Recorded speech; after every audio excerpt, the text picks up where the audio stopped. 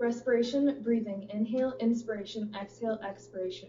Ventilation, breathing in and out. The breath in our lungs, oh, where did it come from? Our God above poured out his love. To pick up a pile of dust and breathe life wasn't a bust. Now take a step back and think this through. You breathe in through your nostrils, you take in that O2.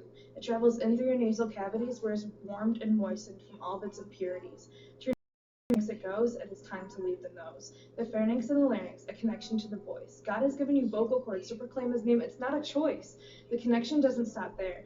It goes to the trachea, to the bronchi, from the bronchioles and the alveoli, little sacs of air that exchange gases with the capillaries. Now, all this may sound scary because it is so complex. It is way too much to send in one text.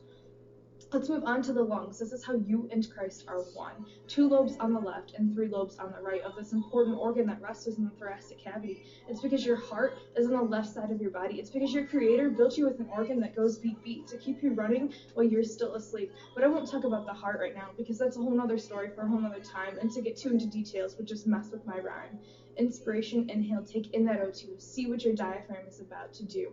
It contracts and begins to move downward while your external intercostals pull your ribs outward, increasing the volume of my thoracic cavity but decreasing the pressure of the atmosphere that surrounds me. As the oxygen I take comes from a high-pressured atmosphere entering my low-pressured lungs, that pressure is now here. Expiration, exhale, reverse what we just did. Breathe out the carbon dioxide like when you open a soda pop lid. Your diaphragm moves up while your ribs move back in. Just like in Jesus Christ, we reverse our sin. The volume is then decreased and the pressure increased. This process is always moving and will never cease until it is the day to join Jesus in heaven and we are all reunited with our brethren.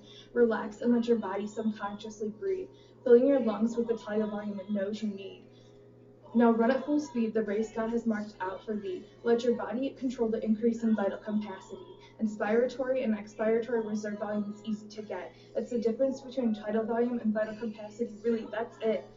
There's an air that stays, you can't get it to leave, called residual volume. It's like the air from God that we receive. Your medulla oblongata is where the control center can be found, just like in Jesus Christ. Jesus Christ is in our lives because he was crowned. It sends messages to the intercostal muscles and the diaphragm, telling your lungs to inhale, this is who I am. A body built to breathe in, then exhale when signals stop. Really, this body is just Jesus' prop. External respiration occurs in the lungs, a movement of gases. Diffusion has begun.